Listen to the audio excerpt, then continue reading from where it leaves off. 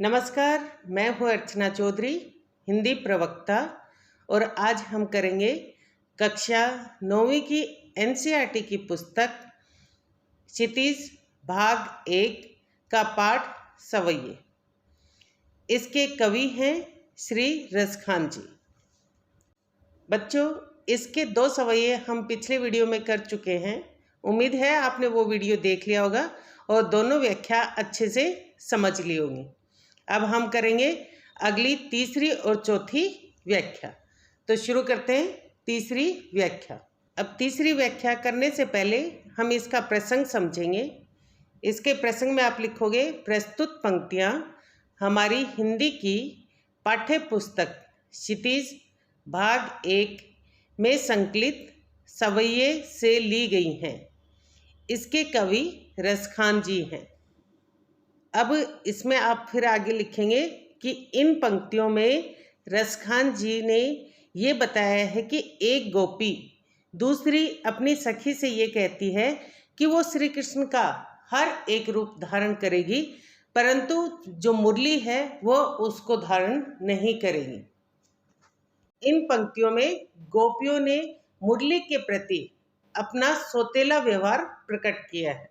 व्याख्या देखिए, मोर पखा सिर ऊपर राखियों, गुंज की माला गार पहिरोंगी।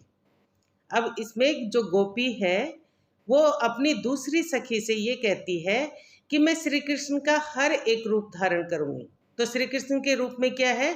मोर पखा। मोर पखा यानी मोर का पंख, सिर यानी सिर के ऊपर ऊपर, राखी हो यानी रखूंगी, यानी मोर का पंख जो है वो जैसे श्री कृष्ण अपने सिर के ऊपर रखते हैं वैसे ही मैं भी अपने सिर पर रखूंगी।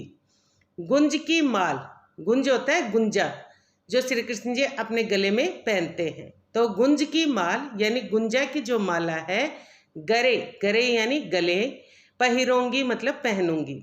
और जैसे श्री कृष्ण अपने गले में गुंजा की माला पहनते हैं वैसे मैं भी उन्हीं की तरह वह माला धारण करूंगी। ओढ़ी पीतंबर, ओढ़ी मतलब ओढ़ना, पीतंबर यानी पीले वस्त्र, पीत यानी पीले, अंबर यानी कपड़े या वस्त्र। तो श्री कृष्ण जैसे पीले कपड़े पहनते हैं वैसे ही मैं भी पीले कपड़े पहनूंगी। ले लकुटी, ले मतलब लेकर, लकुटी यानी लकड़ी, जैसे श्री कृष्ण लकड़ी लेकर, वन यानी वन, गोधन गाय, ग्वारनी ग्वालों, संग साथ, फिरोंगी फिरूंगी। जैसे श्री कृष्ण लकड़ी लेकर जो अपने गाय और ग्वाले हैं उनके साथ वो इधर उधर घूमते रहते हैं, उनके साथ फिरते रहते हैं, वैसे ही मैं भी लकड़ी लेकर जंगल में गाय और ग्वालों के साथ फिरूंगी। भाव तो वो ही मेरो रसखानी, सो तेरे कहे सब स्वांग करूंगी। भाव तो यानी अच्छा लगता है, वो ही वही, मेरो मुझे, रसखानी यानी कवि अपने लिए कहते हैं कि गोपियाँ ये कहती हैं कि जो श्री कृष्ण का रूप है वो मुझे भी अच्छा लगता है और मैं क्या करूँगी, सो तेरे कहे, वो मैं तेरे कहने से, गोपी अपनी सहेली से कह रही है कि मुझे श्री कृष्ण का वो रूप जिसमें ये सब धारण करते हैं जो ऊपर कहा गया है, तो वैसे ही मैं भी श्री कृष्ण का हर एक रूप धारण करूँगी। मतलब जैसे श्री कृष्ण रहते हैं मैं हर एक चीज़ वो सब करूँगी। या मुरली मुरलीधर की, अधरान धरी अधरान धरूंगी, परंतु मैं मुरली को धारण नहीं करूँगी, क्योंकि गोपियाँ ये मानती हैं कि जो मुरली है वो हमारी सौतन है। क्योंकि वो क्या चाहती हैं गोपियाँ, श्री कृष्ण के आसपास रहना, लेकिन श्री कृष्ण हमेशा मुरली बजाते रहते हैं और वो श्री कृष्ण गोपियों की तरफ ध्यान नहीं देते, इसलिए वो उन्हें ऐसा लगता है कि जो मुरली है वो उनकी सौतन है, इसलिए वो अपने आसपास भी मुरली को नहीं रखना चाहती। या मुरली मुरलीधर, मुरलीधर यानी श्री कृष्ण, अधरान यानी होठों पर, धरी यानी धारण, अधरा यानी होठ, न धरूंगी धारण नहीं करूंगी। क्या मुरली मतलब यह जो मुरली है, जो मुरलीधर श्री कृष्ण ने अध्रान, अध्रान यानी होठों पर, धरी यानी धारण की हुई है, कि जो मुरली श्री कृष्ण ने अपने होठों पर धारण की हुई है वह मुरली अध्रान धरूंगी, मैं अपने होठों पर धारण नहीं करूंगी। यानी जो गोपियां हैं वो कहती हैं कि जैसे श्री कृष्ण मोर पंख धारण करते हैं, मैं भी धारण करूंगी, गुंजा की माला भी धारण करूंगी, पीले वस्त्र भी पहनूंगी, उनकी तरह ही लकड़ी को लेकर गायों को और ग्वालों को चराने के लिए मैं जंगल भी जाऊंगी।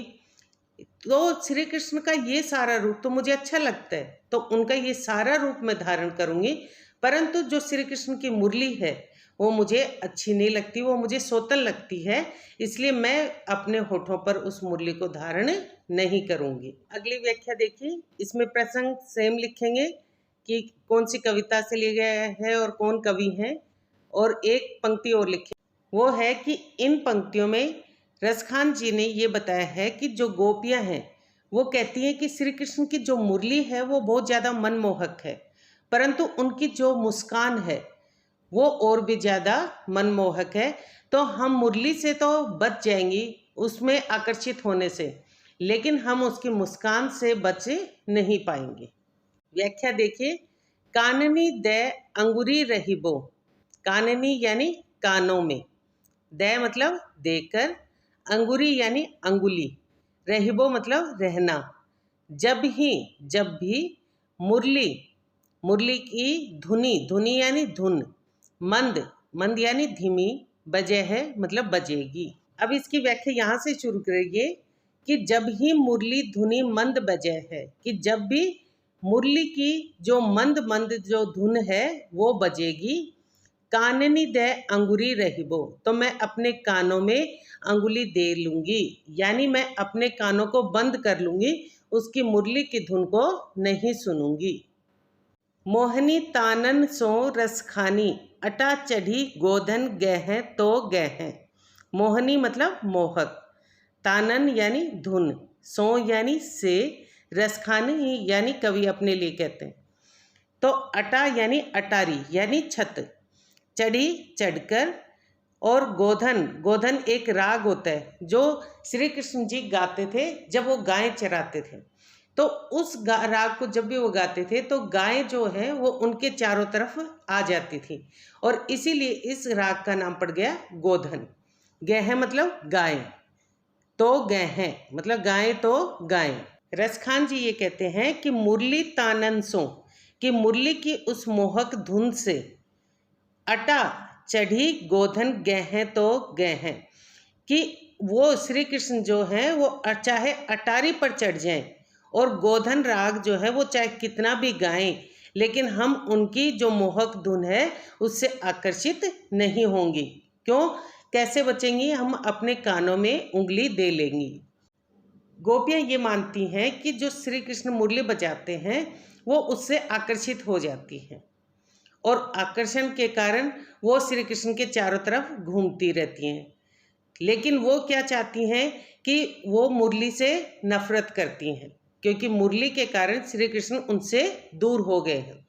तो वो कहती हैं कि इस मुरली की धुन से हम कभी भी आकर्षित श्री कृष्ण के प्रति नहीं होंगे, क्योंकि मुरली से जब भी धुन बजेगी तो हम अपने कानों में उंगली दे लेंगे, और जब कानों में उंगली दे लेंगे तो हम उसकी धुन ही नहीं सुन पाएंगे। टरी कहो सिगरे ब्रज लोगनी, काली को कितने समझे है। टरी मतलब पुकार कर, कहो मतलब कहना, सिगरे सब, ब्रज लोगनी ब्रज के लोगों से, काली ही मतलब कल को कोई, कितनी कितनों भी समझे, कितना भी समझाए।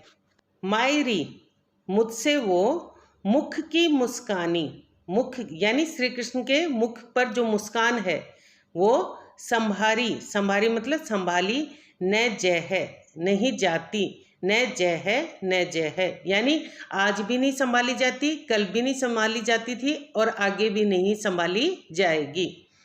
वो क्या कहती हैं कि मैं पुकार पुकार कर सारे ब्रज के लोगों से कहती हूँ कि कल को कोई मुझे कितना भी समझाए कि मुझसे ये जो मुख की मुस्कान है वो संभाली नहीं जाती, क्योंकि वो कहना चाहती हैं कि मैं श्री कृष्ण की जो मुस्कान है उससे बहुत ज़्यादा आकर्षित होती हूँ, और इसके कारण लोग मुझे चाहे कुछ भी कहें, मैं इस मुस्कान से आकर्षित हुए बिना नहीं रह सकती, चाहे लोग मुझे कितना भी कुछ कहें।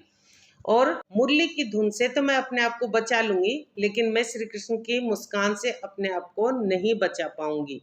चाहे लोग मुझे कल को कितना भी ताना दें, मुझे उसका फ़र्क नहीं पड़ता।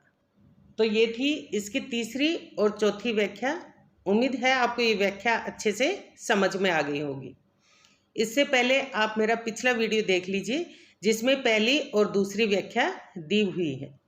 अगर आपने अन्य वीडियो नहीं देखे हैं तो उनके लिंक मैं आपको डिस्क्रिप्शन बॉक्स में दे दूंगी, वहां से आप देख सकते हैं। अगर आपको ये वीडियो पसंद आया हो तो इसे लाइक करें, शेयर करें, और अभी तक मेरे चैनल अर्चना चौधरी हिंदी क्लासेस को सब्सक्राइब नहीं किया है तो मेरे चैनल को सब्सक्राइब करें, ताकि आपको अगले वीडियो के नोटिफिकेशंस तुरंत मिल जाएं और आप अपनी परीक्षाओं की तैयारी कर सकें। धन्यवाद।